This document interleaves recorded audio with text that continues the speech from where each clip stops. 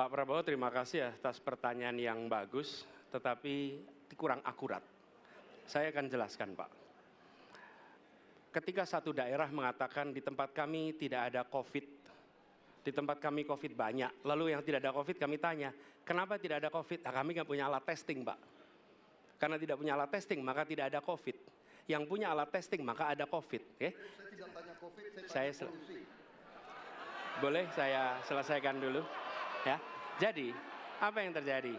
Di Jakarta kami memasang alat pemantau polusi udara. Bila masalah polusi udara itu bersumber dari dalam kota Jakarta, maka hari ini, besok, minggu depan konsisten selalu akan kotor. Tapi apa yang terjadi? Ada hari di mana kita bersih, ada hari di mana kita kotor.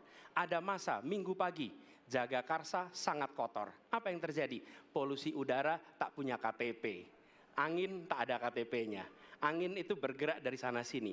Ketika polutan yang muncul dari pembangkit listrik, tenaga uap, mengalir ke Jakarta, maka Jakarta punya indikator, karena itu Jakarta mengatakan ada polusi udara. Ketika anginnya bergerak ke arah Lampung, ke arah Sumatera, ke arah Laut Jawa, di sana tidak ada alat monitor, maka tidak muncul.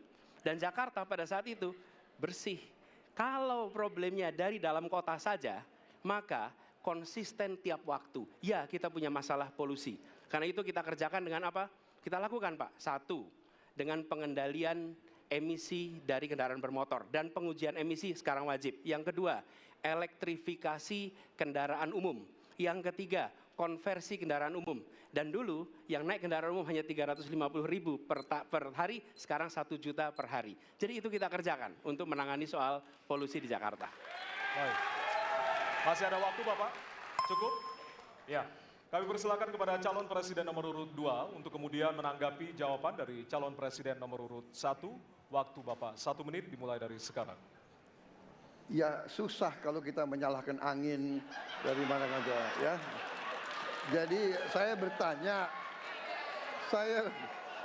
bertanya dengan anggaran segitu besar, jumlah pendidik, langkah-langkah yang bisa dilakukan untuk dengan real dalam 5 tahun mengurangi polusi, juga di mana rakyat Jakarta begitu banyak yang mengalami sakit pernafasan.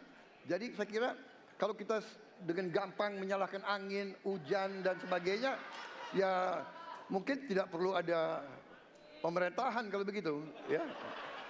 Terima kasih.